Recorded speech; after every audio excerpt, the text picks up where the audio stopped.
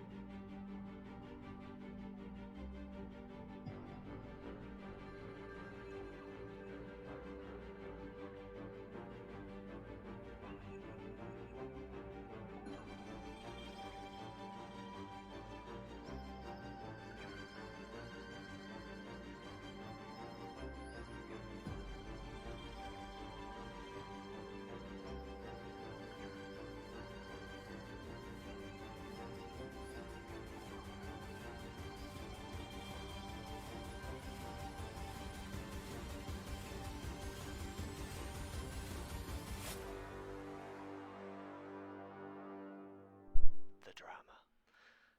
Alright. So, waking up this morning, you hear the chirping of birds, the morning noises of other waking forest life, the music of the tavern slash inn where your character at this moment kind of stays and works, kind of a little bit of both. Makes it easier, so you only have to go to one place in the morning most days when you're not taking care of other personal business. But you wake up, you hear a slight pattering and drizzling of rain on your slightly cracked open window, and the morning dew is kind of making its way in and landing on your face and making you wake up in that cold kind of why am I all of a sudden wet kind of feeling like you would if you were outside camping, but it has snuck its way into your bedroom window.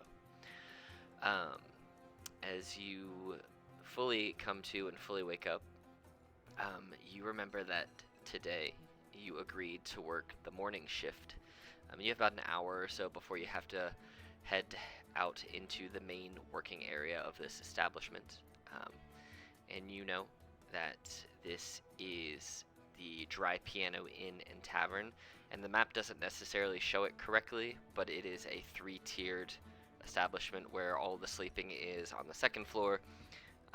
The main bar, taverny inn area is kind of on the main floor, and then there's a basement cellar area underneath. And then, as you can see on here, you also have some stables for horses and stuff for any travelers and visitors to the Dry Piano Inn and Tavern. And the ironic part of that name is there's not actually a piano anywhere to be found in this And whole apparently it's establishment. not dry. It's not. The double irony today, it's wet and there is in fact no piano. So what does your morning routine look like as you come to today? So, Relle wakes up. Um, i- this whole experience, I think, has been a little jarring. How long would you think that the time has passed between the events of the beginning and her starting to work here? It's probably been, I would say you probably spent a couple of weeks just kind of trying to figure out what you wanted to do, kind of what your next steps were, and then you kind of Mhm. landed here with the owner here, who you know by the name of Elric. He's a nice older gentleman, and he took you in and let you start working. It's probably been since the events. It's probably been about 6 weeks, and it's probably been about a month since you've been here. So you're starting to really settle into a routine, kind of make some connections, kind of get given more Right. responsibility as the time goes. Okay, perfect. So, mornings are becoming a little easier. I mean, of course, at first, the adjustment it was a little harder. Like, sleeping was harder. She's starting to get to the point where she can sleep through the night, but so she's finally kind of getting to that. I mean, waking up, of course, with a wet head right now is it's a little jarring. I'm assuming for her because she's not used to, you know, dealing with leaky roofs and such. And It's more so not that the roof itself is leaking, it's just that your window managed to it was blow itself woven. open. Got- Yeah, and you've got that Gotcha, morning gotcha. mist kind of just like hitting you in the Ah, face. Yeah, so everything's a gotta little get the damp, tube. but not like wet, wet, just dewy. Gotcha. So she's probably still in that she wakes up and doesn't, and it takes her a minute to remember where she is because she's just still getting like like it's still a stranger's bed. So she takes some time to process that, and then she essentially just puts on her face, her game face, as it were. Um, she brushes her hair. She, you know, still does the morning rituals that she had when she was, back in her hometown, where she would, she gets dressed and she's kind of primping and preening and I don't and making her breakfast and going out and walking and enjoying the weather and just trying to enjoy the day. Um, if there's other staff and help and everything like that, she'll probably go and say hello to them and greet them warmly and um, do what she can to help set up before she starts her day. Um, Maybe go outside um, and just be in the nature whenever appropriate. Um, just touching the grass and just trying to stay grounded. And that kind of helps her ground for the day. Yeah. As you're going about just kind of saying hi to other staff, there is a barn and bartender, one Hmm. who takes care of the stabled animals. Basically, even if there's nothing stable, they'll keep it nice and clean and stocked and ready for any passerbys that may need to utilize it. There are people sweeping and getting the whole inn and tavern ready. You haven't seen Elrich yet this morning, but Hmm. he typically shows up at the beginning of the day. Whenever you take the morning shift, he's typically there at that point. But there are other staff who kind of work earlier hours of the morning who come in and get the place clean and ready to go. Hmm. And you kind of walk around, continuously familiarizing yourself with this small little village that you found yourself in about a month ago.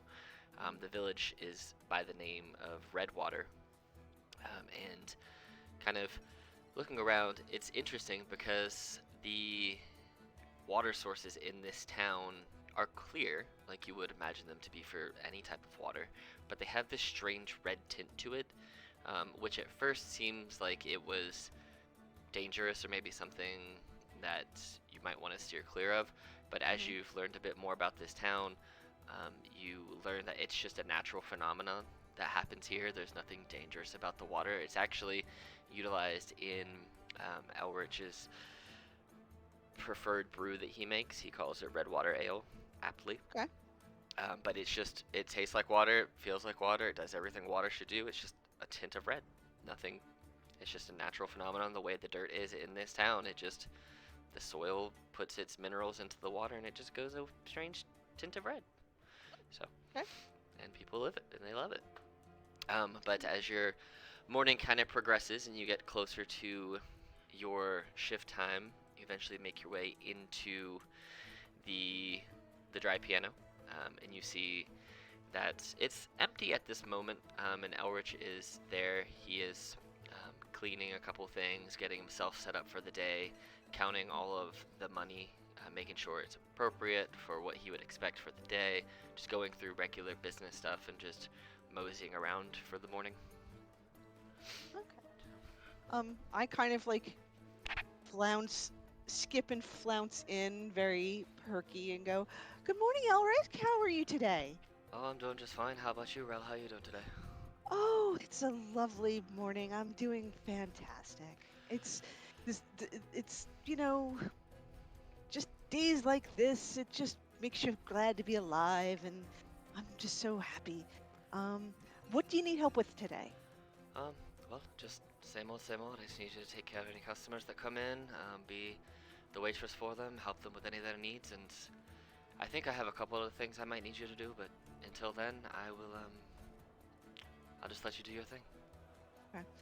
So, I take down the chairs if they're put up yeah, and just kind of get everything set up. And again, yeah, like I might go back into the, kitchen staff yeah, and help them prep and do any like just making myself useful, yeah, because making myself useful helps just detract my brain from any kind of bullshit. So, yeah. and if there's any animals in the stable, she'll go and try to befriend them and just like pet them. And As you're getting the place set up for the morning, you hear a couple of whinnies from outside as a couple horses pull in, and you see that there are a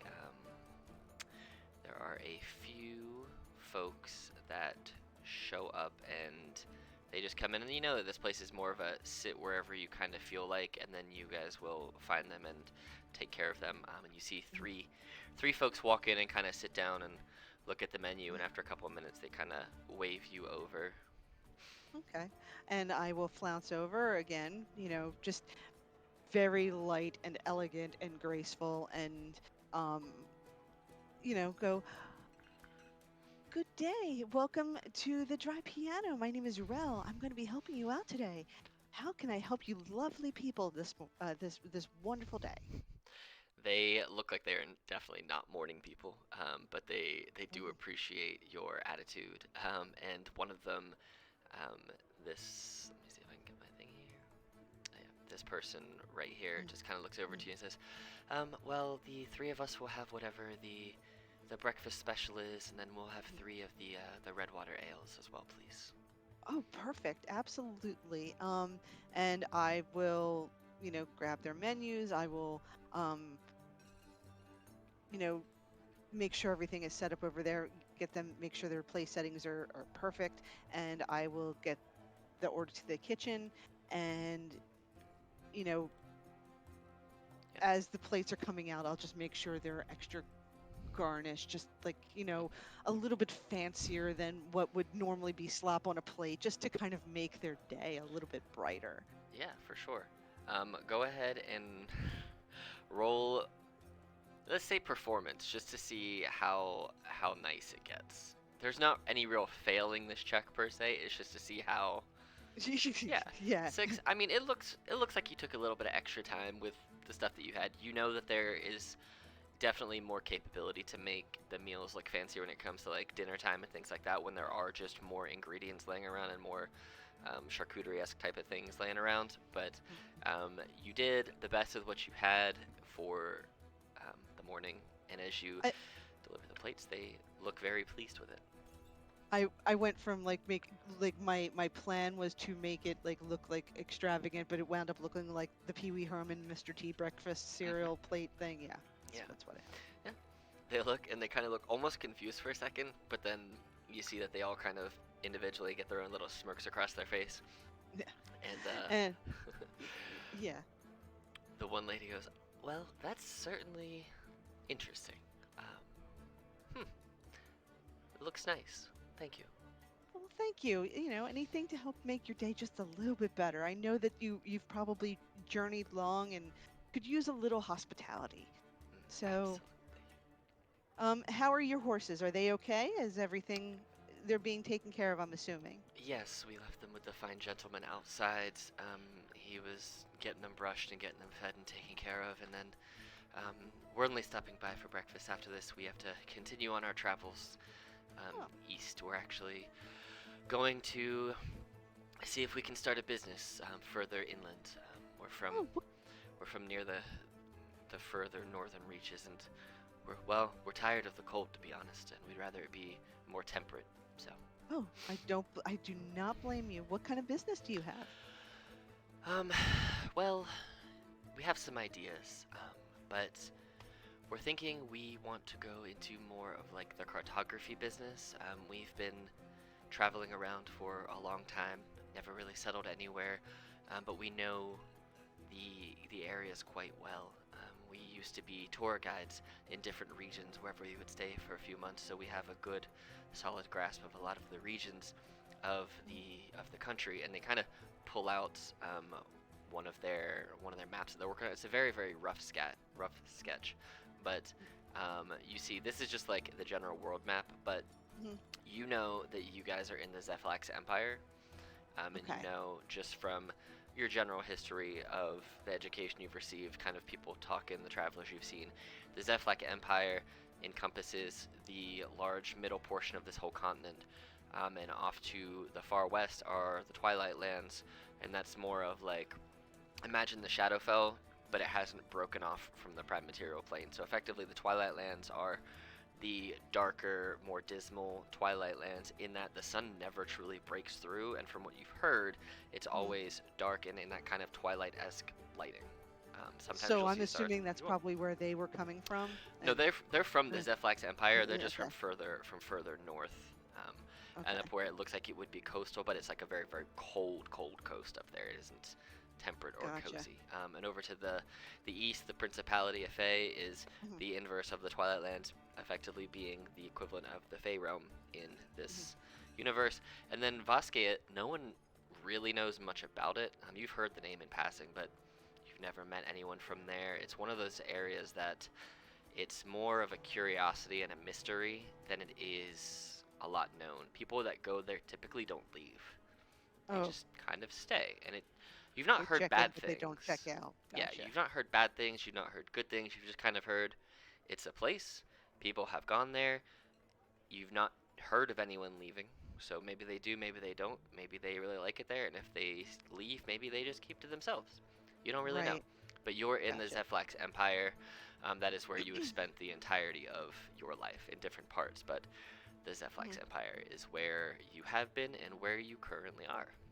Okay. So they pull out the general map of the Zephlax Empire and the different areas that they have been to, and you see that it's a very roughly drawn sketch of the place, but it does look like it has a lot of potential, and the rough drawing, even though it isn't anywhere near finished, from what they put in, it looks like it has the potential to be very very well done. So Oh.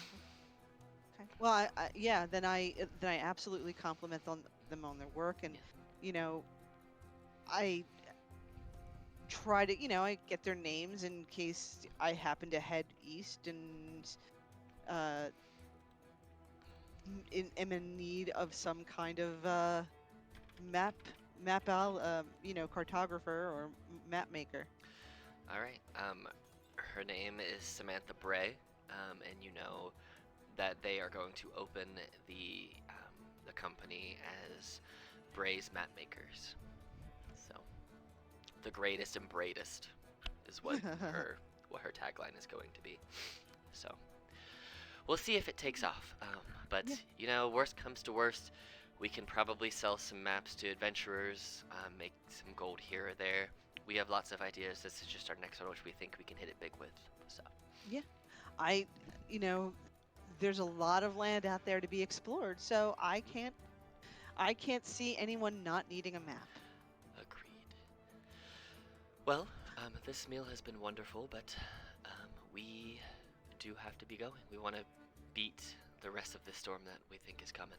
So Absolutely. Well, safe travels. I hope that our paths cross again one day, and you have a wonderful rest of your day, and best of luck on your future endeavors. thank you so much. And you see that they get up and they nod to Elrich, they say goodbye, and then they head out, and they leave their payment for the meal on the table, and they leave more than you expect. They leave 8 gold on the table. Wow. Yeah, and the meal itself is only 3, so they left a big tip for you. So you have a tip. You earned 5 gold. Perfect. So I do keep one of the gold, and then I disperse the rest of it Yeah. amongst the staff. As you finish up dispersing that tip amongst the staff, Elrich kind of waves you over and says, "Hey, Relle, I know it's not necessarily your job description, but I do have a problem I think you can fix for me." Oh, absolutely. Um, I know you spend a lot of time with animals and whatnot, but we have a rat infestation in the cellar. You can talk them out, you can kill them, just get rid of them. I don't really care how you do it. Just please head down to the cellar and take care. They're starting to chew through my hops. Oh, okay. So she smiles. She absolutely agrees to do it. Um, Rats have never been her favorite. Just the way that she has, you know, Yeah. it. They've kind of always creeped her out a little bit, but she will doing it. She'll do it with a smile on her face, and she will walk downstairs into the basement, and you know, at first she'll just kind of figure out how to do it. Like she's like, okay, do I poke him with a stick? Do I, um, you know, Yeah. make a like a trail of hops to get him out of the out of the cellar? Like Yeah. she's like trying to think of different ways to to lure them out because she's never had to do it before. Go ahead and make me a perception check as you make your way down into the cellar. You've been into Okay. the cellar before, so it's Yeah. you and you know that it's decently lit down here for as far as the cellar is concerned. So you know that there are multiple different storage places here. It's typically where you keep the kegs of the ales, you keep different storage things down here. There's all manner of stuff for the house here. And that other set of stairs that you see over here is just it's more of like a storm door to the outside. So there's actually go up, they don't go down. But this is the ones from the inside, and there's the emergency exit if you guys were outside and it was a tornado or something. You can bust into the cellar real fast. But with a 20, you do hear the rats. You hear scuttering. You hear kind of the as the rats kind of move around. And I will say that you find these two right away. You kind of see them running across your path up in here, trying to bite into the bags of hops, and you also hear a few more sets of the sound and the little feet pitter pattering across the stone floor, across the wooden crates and different storage containers. But yes, you have pinpointed that there are 5 rats, 5 larger rats that have made their home down here. So you can choose how you want to deal with them. You can try and talk to them. You can try and beat them up, or you can just try and scare them away. What would you Um, like to do? so she is going, Rel is going to like, um, she's going to, like, at first she's just going to like do what like any like person who has no idea how to manage an infestation. She just kind of goes shoo shoo and like is um doing that and trying to talk to them without really knowing how to talk to them, but I think what's going to happen is she's going to inadvertently speak to animals without knowing that she's doing it. She's just going to like kind of do the actually what kind of components are they? I have to get this up. Is it somatic or With yours, because if you look through your thing, let's see, it's just verbal and somatic. okay? So So so she's going shoo shoo and she's moving her hands and saying shoo shoo, and that's kind of triggering speak with animals okay. to get rid of these rats. All right, go ahead and we'll say that since you can speak with the animals, but the rats themselves are not very smart. They're actually really dumb. Mhm. Let's say you can either do a persuasion at advantage or an animal handling at advantage, whichever you would prefer. Let's see which one is better for me. Both the same. So I will do animal. Okay. And then for advantage in there. If you hold shift, it should Down. work. Oh no, what we got? 24. Bang. Let's say that you were up here with these two because you heard these ones first. Okay, so you get up here and you see these two rats, and they look up at you, and they both kind of turn their heads quizzically, and they look at you, and you're saying shoo, shoo, shoo, and you see these two, as you're trying to shoo them, they are crawling up to you and trying to like sniff you.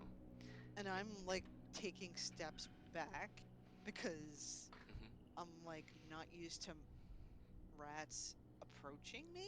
So I'm going to be like tiptoeing, like, and I'm like, they're looking at me and I'm looking at them like, what are you doing? And you see that they both kind of go, hungry, food, feed. My jaw dropped. With their 2 of intelligence, Yeah, intelligence yeah. of 2. My jaw drops to the floor, and I'm like, oh my, oh no, and like she just feels like she's like starting to lose it. She knows that there are people out there who could speak with animals. She's dealt with people, but she's never done it, so she didn't realize that thing for her or that she could do it. So, I say, well, if you're hungry, my friends, you can't eat here. Um, what do you want to eat?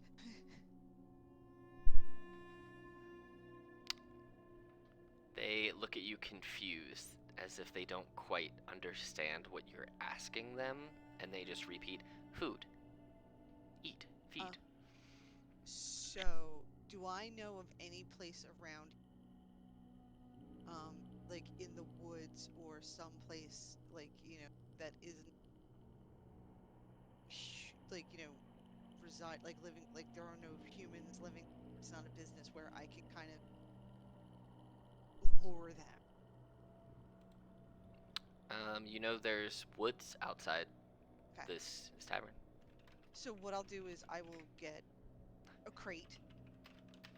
If there's an empty crate, I will put a little bit of food in there and I'll just kind of fashion, I don't want to say a trap, but like, yeah, a trap. And I'm just going to house them, and I am going to take them out to the woods and release them someplace where there's Okay. no harm.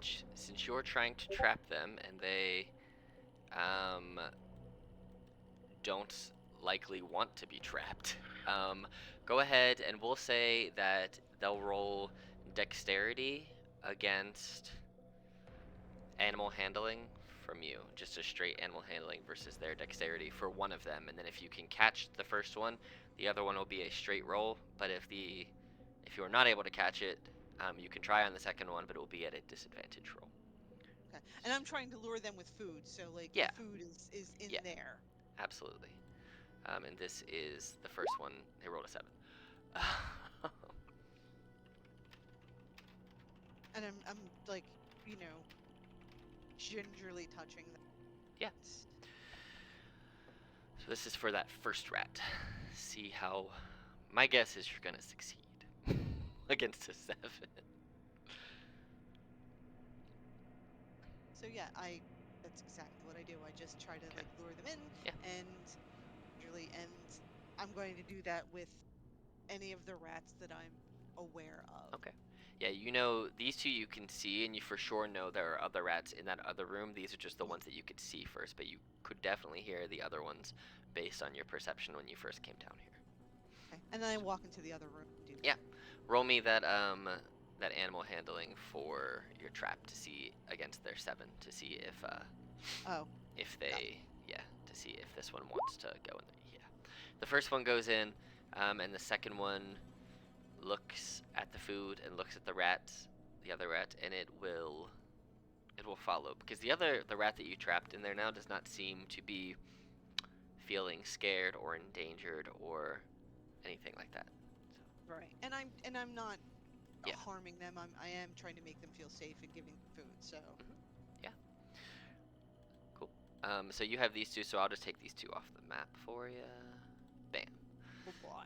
So those two are gone now.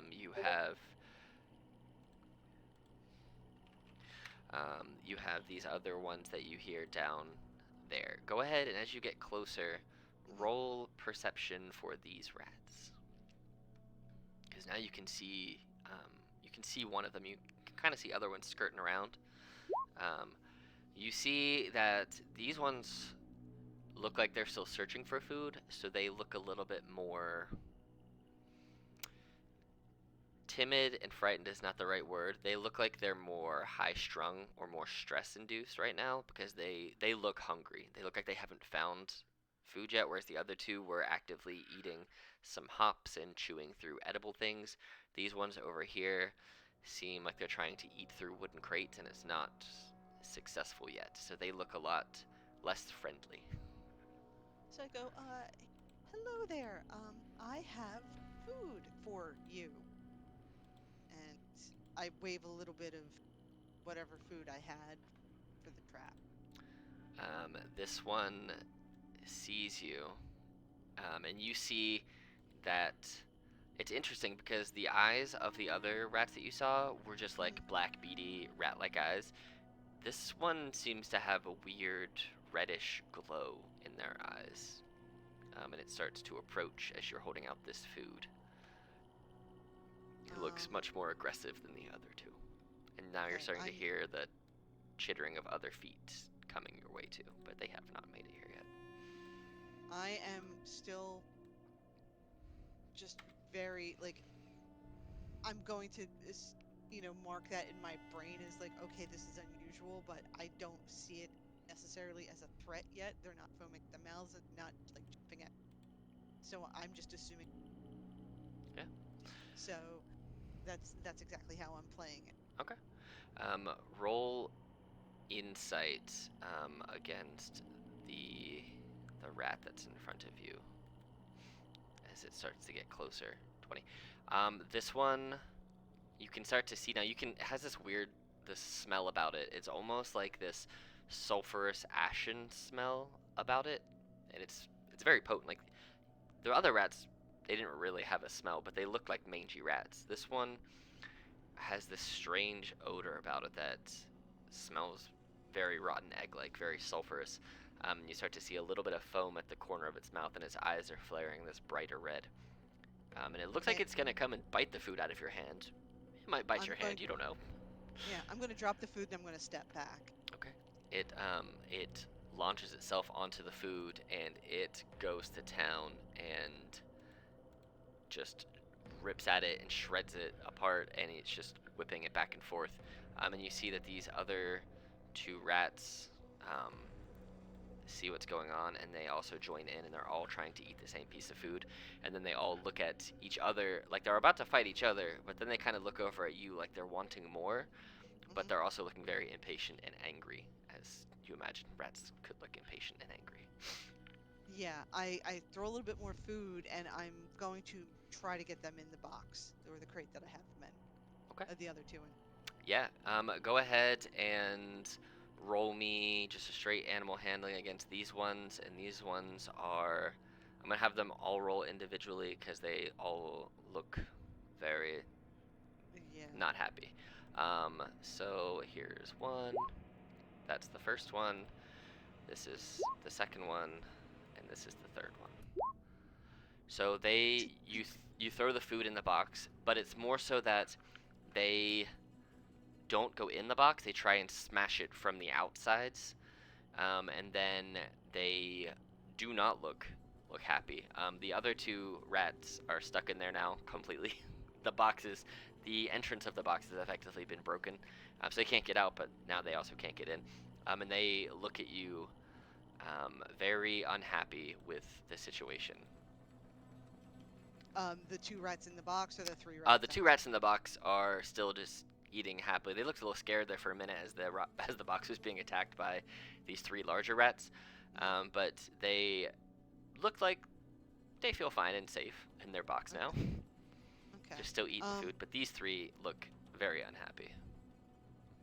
And I'm probably gonna try the shoo thing again, not realizing that I'm casting a spell, but I'm like, what's your problem? And like, shoo, and Yeah. uh, you know, try to see if they understand me.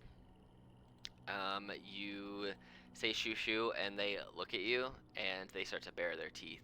It looks like either they understand you and they are just not heeding your word, or they don't understand you. You can't quite tell which. Because they don't Okay. respond in any way. They just kind of hiss and start to foam, and all of you see now as they're all closer to you, all of their eyes are this tint of red, and they're all a little foamy at the mouth, and they all look like their hackles are up, and they look way more mangy than the other 2 that you have caught. Okay. I am going to grab like a piece of wood or some kind of, and I'm going to actually try to hit them. Okay. So let's go ahead and roll some initiative then. Oh, that's not the right one. Let's roll initiative then. Bam. So click on your token, roll me that initiative, and we will get it going. Rat 1. Rat 1. Rat 2. I'm happy that I'm making all these really good rolls now when it's just me fighting a bunch of rats, Right. as opposed to, Okay, so you have your full action, your full turn to do whatever you want. If you have bonus action stuff you want to use, anything you want to use, it is up to you. So, but you basically grab the piece of wood, which can act as a club or a quarterstaff that you could enchant with whatever if you wanted to, or you could just bop them with a stick. Okay.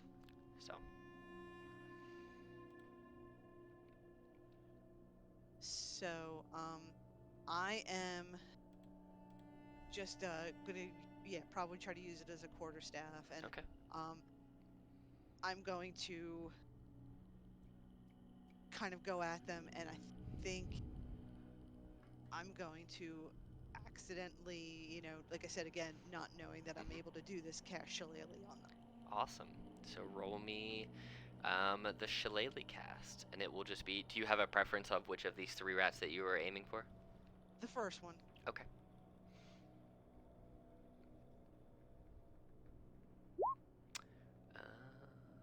13.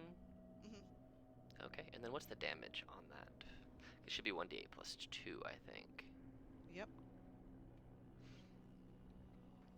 Well, I was gonna say, oh, did you crit with it? No, that's weird that it rolled like that. I don't know why I did that. Anyway, so you did 6 damage, which is 6 times the amount that you needed to do. So this rat, it's more so that, not so much that you kill them, but it's more so that you bopped it hard enough on the head that it just is now unconscious. And as it falls, you see that the redness from its eyes just kind of, it's almost like a red smoke just disappears off of it. Yeah, okay, that's not normal. That is correct. Well, it is this other rat's turn. It sees you smacking its friend, so it's going to come up and it's going to try to bite you. Okay, I'm gonna, 15 for 1 damage. Yeah, that hits. All right. And that's that rat's turn, and this next rat is gonna do the same thing. You see their eyes flare an even brighter red as they both approach. A 10. Meets it. Okay, so you take one more damage. Okay. And it is back to you with these 2 rats that are biting on you. Okay. Actually, my question is, are we doing cleave rules? Yeah. Okay. So if you do enough damage if you would hit one and you hit both of them, yeah. I will tell you, if you manage to hit one, you're gonna hit them both, and if you do 2 damage, you'll knock them both out because they only have 1 HP each. So I don't think is Shillelagh still. Yeah, it stays up. It stays up for a minute. So basically, you just re-roll the cast of it if you want to, or just do the D20 plus, what is it, 8 I think, or plus 4. Yeah. So that one probably doesn't. Yeah, you just re-swing it as a normal weapon. Yeah. I just no, I don't think it made it. It was An 8. I wonder why it keeps popping up green. That's weird. I Maybe just it's crit on everything. right. I don't know why it has crit always on. That's funny. No, an 8 does miss. It was your. So it stays up for a minute. So it's your action to do the attack. Is there anything as a bonus action or as a reaction or movement or anything that you wish to I'm do? going to move away. Okay. So I'm going to try to back up a little bit. All right. And see if there's just another way to trap them. Go ahead and roll me a perception check to see if there is anything that looks like you could do a makeshift trap on the fly with it. Badoom. 22, Jesus. You see that there are a couple burlap sacks up here where the other rats were eating. And it looks like some of them, it looks like one of them that's open has a little bit of food left in it. And there are a couple empty bags sitting there as well, but then there are also tied full bags full of like animal feed and grains and hops and different things that they use in the brewing process. So you have 5 more feet of movement, I think, right? 'Cause you went 25 feet. Yeah, so you can move 5 more feet if you want. Yeah, I'm just gonna go to wherever the bags are here, right? Yeah, they are up here. Okay, so yeah, I'm gonna go. Yep, there. cool. So you can go there. So these things have 20 feet of movement. Let's see if they can get to you. One can get right there. So this one's 5, 10, 15, 20, and this one's 5, 10, 15, 20. So one of the rats can catch up to you, and be able to take a snap at you. You moved away kind of quick enough that they didn't realize you were moving, and they forgot to bite you. But this one's gonna try and bite you with a 10. Meets it. So it snaps at you right in the ankle. The other one, I'll say, because it was his turn up there, it'll just use its action to kind of move over there to dash some. So it's got its dash. So yes, so you should. Yep, there you go. It is your turn. You have both of these rats here. You can do whatever you so choose. Okay, I will move to the.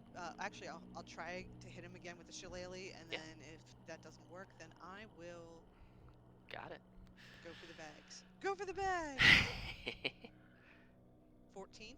14 will hit both of their AC. Awesome. Because they have an AC of 10. Damage. 3.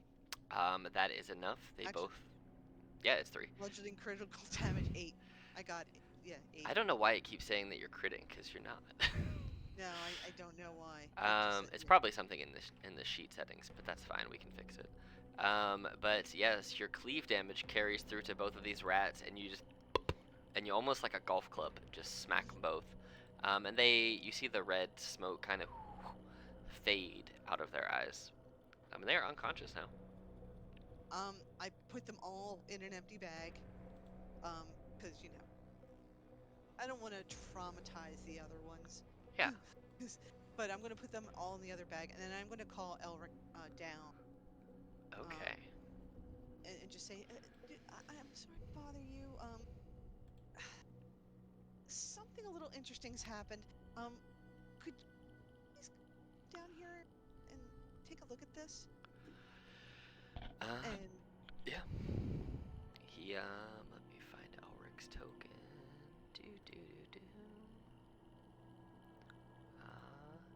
Elric.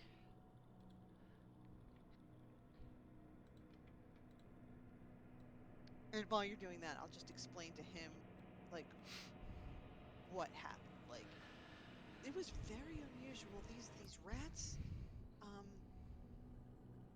they don't seem like normal rats. They had glowing red eyes, and when I tried to just trap whatever, but when I had to knock some them, it didn't seem. I just wanted to let you know. They don't seem like normal rats. I'm going to take care of it, but I just wanted to let you know. Oh, well, that's interesting. I appreciate you taking care of it. I'll have to put somebody on it and see if there's anything that but we can find out. Because Okay. this is definitely not normal to me, and I'm not a magic person, so you know. Neither am I. So, um, but I've been around it enough to know that it they're not they weren't they weren't behaving. I'm not going to tell him about talking to them, Okay. any of Yeah. that. But Yeah. then I'm going to take the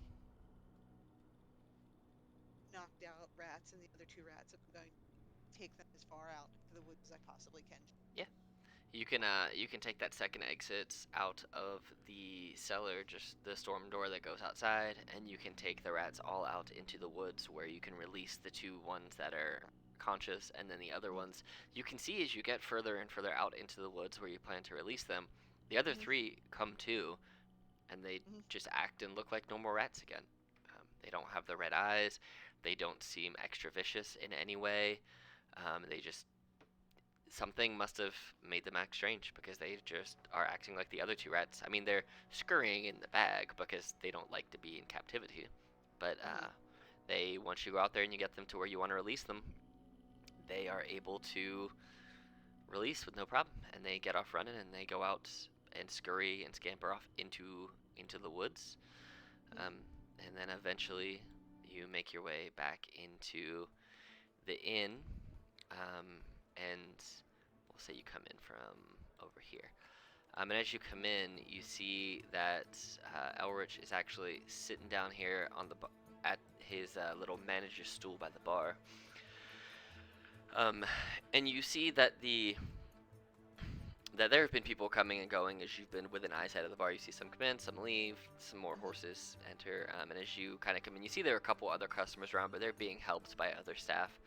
Mm-hmm. As you come in, Elrich he waves you over, um, and he says, "Hey, thanks for taking care of that, and we have a package that is not necessarily for you, but it's for you."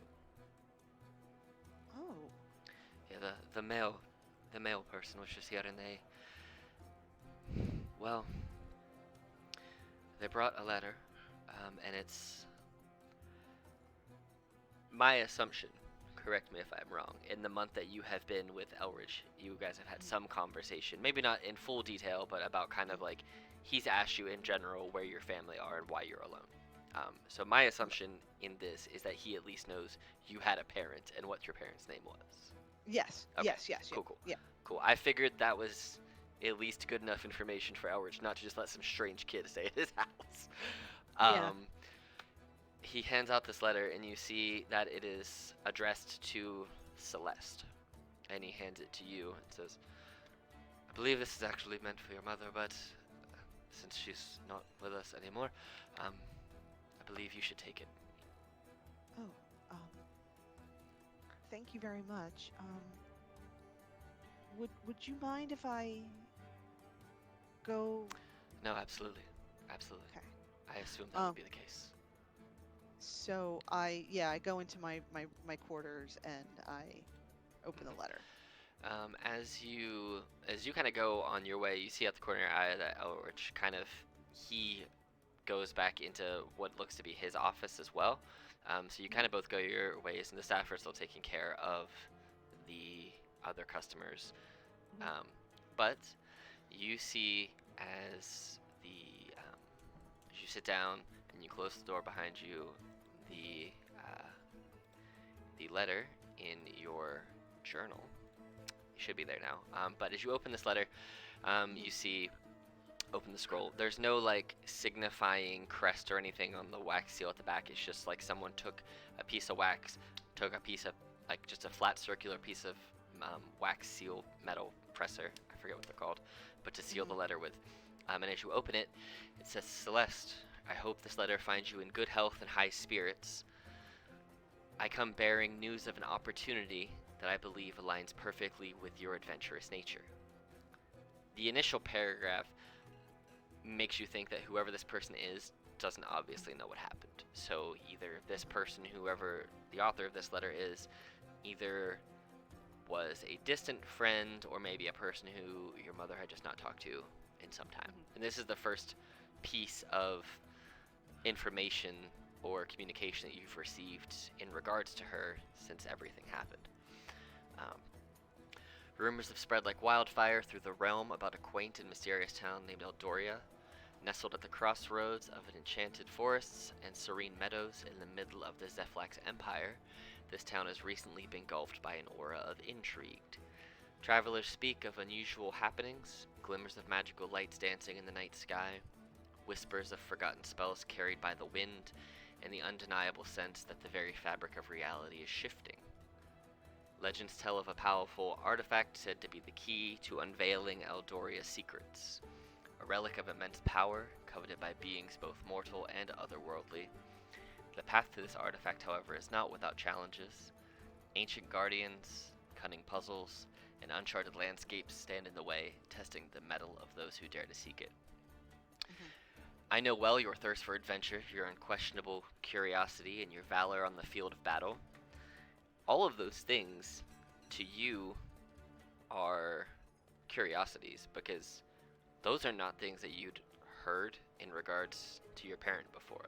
You'd never known her to go out and adventure. You'd never known her to be like full of valor on a battlefield. These are all things that could be true. You don't know. Yeah. This, my friend, is an opportunity to leave your mark on history, to unravel the enigma of Eldoria, and to claim the fabled artifact that lies within its grasp. Assemble your companions, ready your weapons, and set forth on a journey that promises riches beyond measure, knowledge beyond imagination, and the chance to shape the destiny of a town and its people. Meet me at the crossroads marked on the map enclosed with this letter. Together we shall make our way to Eldoria and embark on an adventure that will surely be recounted for generations to come. May your travels be safe and your courage unwavering. Yours in anticipation, Jonathan. Ooh, okay. So, yeah, I just sit there and process this because, yeah, a lot of those words put together do not sound like my mother. And I just sit with it for a little while, and then I fold it up. I put it in with her journals and her books and anything that, like the belongings that I had of hers, and I go back and I carry on with my night, as if nothing had happened, and I just again put on the mask, put on the game face, act like everything is copacetic, and go out and greet guests and clients again, and still with I'm still thinking about it. It's still going to resonate in the back of my head, but it's I'm not letting on that anything is bothering me. Elrich comes to and fro throughout the night, greeting and talking to customers, doing his business owner managerial thing, thanking them for coming, meeting and greeting, cleaning up the place, taking care of shifts when people are occupied and busy. And eventually the night begins to dwindle down. You worked your shift and you were done early afternoon. But I mean, you live here too, so him seeing you throughout the day also is of no surprise to anybody else who works here, as they know that you also reside here. So, and even then, when you're not working, sometimes customers do come to you for help, and you can choose to assist them or not. And if you do assist them, then you get paid appropriately. But there's no requirement for you to work outside of your regular hours. He's a nice older gentleman who respects people's free time. Yeah. But I'm also a voracious people pleaser. So and just trying to get in anybody's good graces as much as humanly possible. So I'm going to do anything and everything I can to help anybody. Yeah. Eventually, the night dwindles down, as you know, this tavern isn't necessarily an open until super late hours kind of place. The dining hall portion of it closes about 8-9 p.m. and then the drinking is still available until about 11 or 12. But most times there are very few people there after the dining portion closes. Like I said, this is not the hugest of towns. There's maybe only a couple hundred people here at most. And most of the people that stop by here are typically passerbys, as this place can only hold 4 or 5 other rooms worth of travelers to stay in. Those rooms Mhm. are often full, but this is normally like one of those pass-through towns that you'll stop, you'll see some stuff, and then you'll continue on your way. Nothing really roots people here most times. So this place is never that busy at later hours of night. But the night comes and everything kind of dwindles down a little bit. And what would you like to do with the rest of your evening? Well, I clearly I help clean up. I do all of that. Um, I am going to go back to my room. Once everything is done. Well, actually, I may go and grab the letter Hmm. and just go outside and sit someplace quiet and just think on it and not really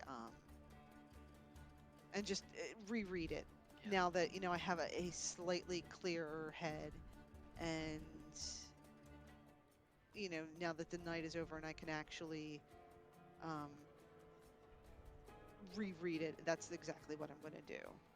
As you uh, sit in this cooler night air, you see there are very few clouds in the sky, and there's the glow of the tavern, and the dry piano behind you kind of filters out from behind you, giving you enough light to read, but not enough to blind you with light poisoning or anything like that, light pollution. You kind of look up and you see the moon and the stars in the sky and a cloud here or there, and you're reading this letter. Um, and as you're slowly reading through it and getting to it mentioning Eldoria, you get this strange sensation. Um, every time you read the word Eldoria, you the first time you read Eldoria in that second paragraph, you get this weird little chill. You're like, maybe it's just the wind. The night's a little cooler. The second time you see Eldoria, being that third paragraph, you hear a voice in your head, one that's not yours, and one that you've never heard before. oh. It says, Eldoria is for answers. And as you continue the letter, you get to the third writing of Eldoria. Eldoria is for strength. And on the final reading of Eldoria, on that last paragraph, Eldoria is where you will find your future and answers for your past. Oh, okay. And I'm kind of like still not accustomed to dealing with magic things herself. Mhm. Like I'm going like huh? Like not I'm going to be looking around to see if there's anybody talking. Nope, there's nobody around. There's no, Yeah. there's no animals. There's no people. There's no other living creature around you. Just plant life and the night sky and the light kind of softly filtering behind you. Okay. Um I'm going to go into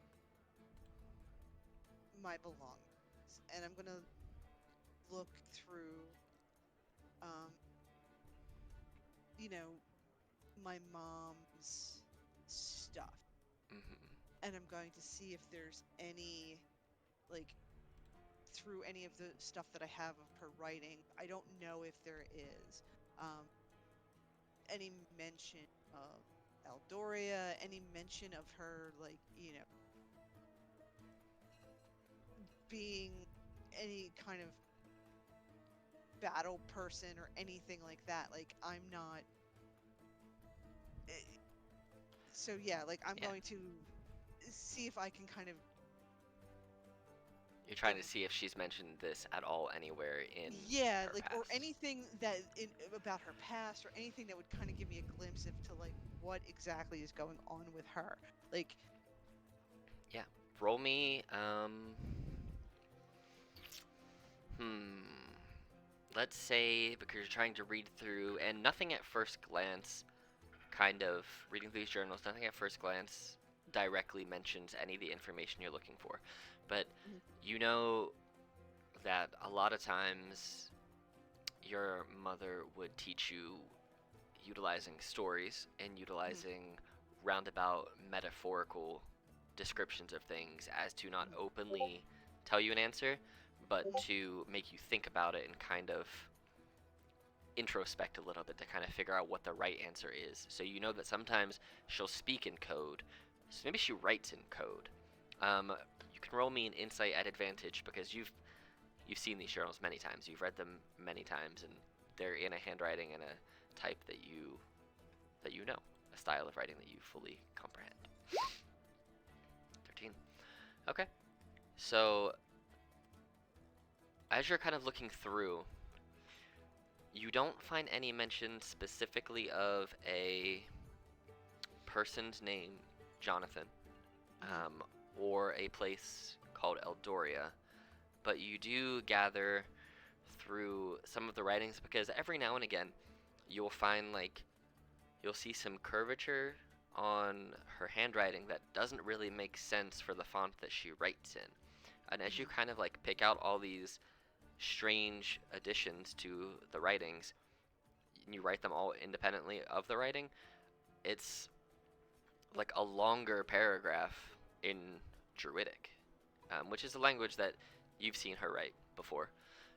It's not one that is often written out openly because it's not easily taught unless you're of that background and that style. But you kind of put a couple things together. You take notice that she was with a group at some point.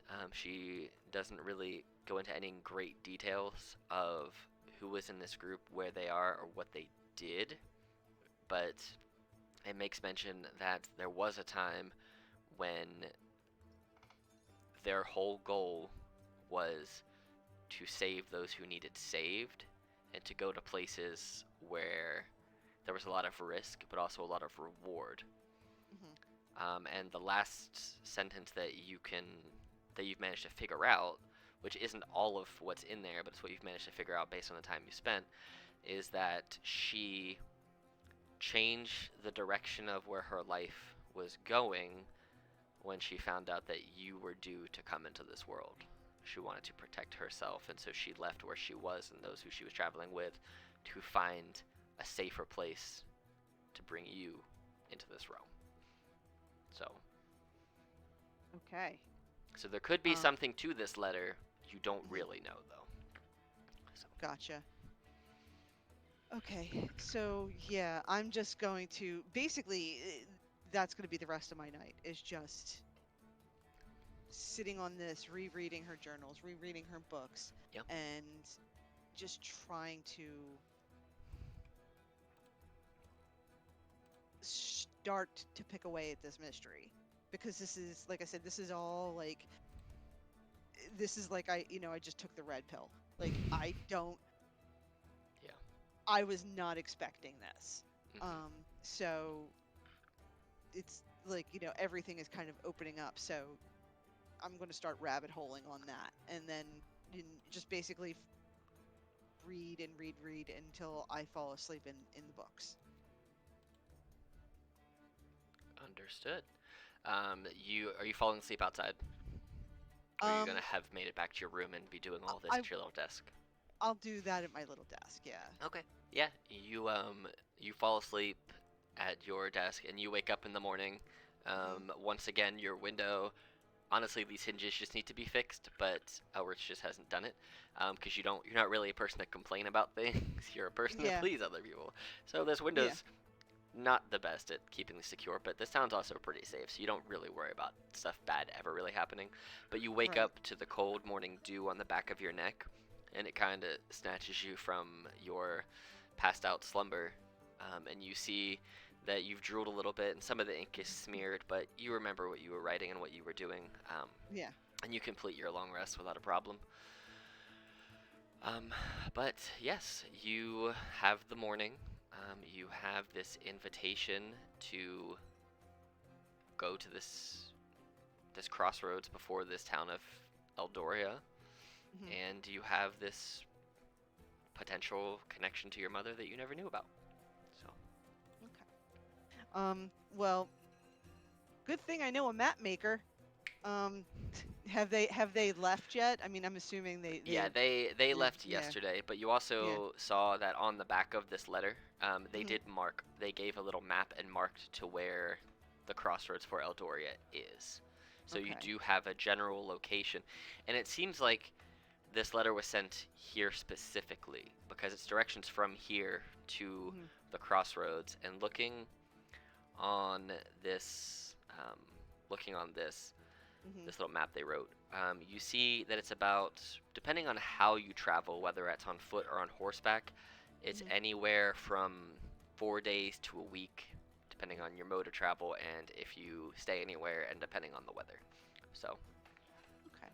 yeah. Yeah. So then what I'll wind up doing is, I will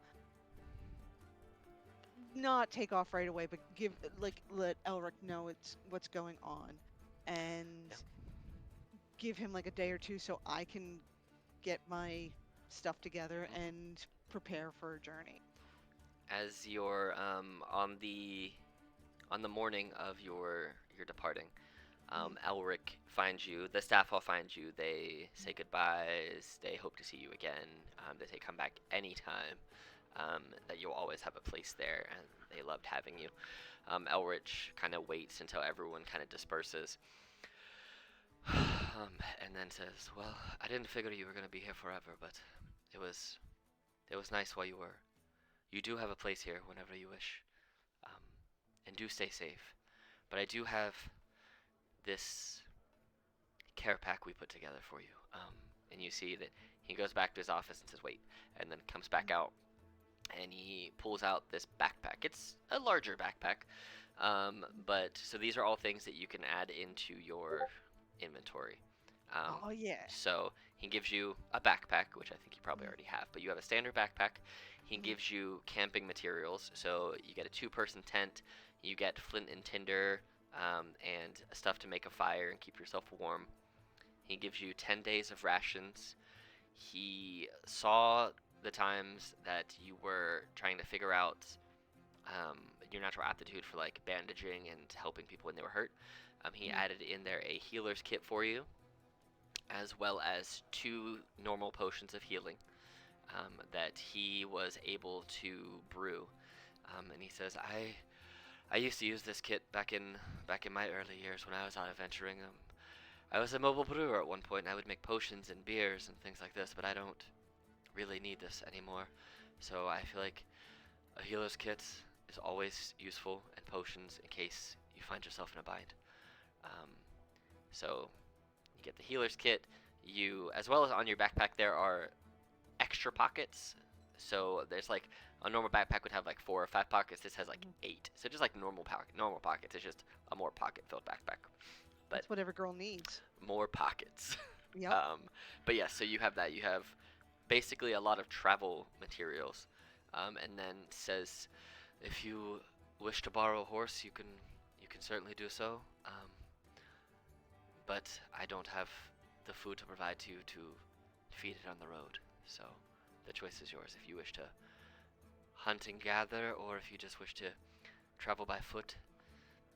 Traveling by foot may make you less prone to bandits, as they often try and steal horses. But if you wish to take the horse, you can also outrun them. So, you know, choice is yours. Um, I say, I think I can make this on my own.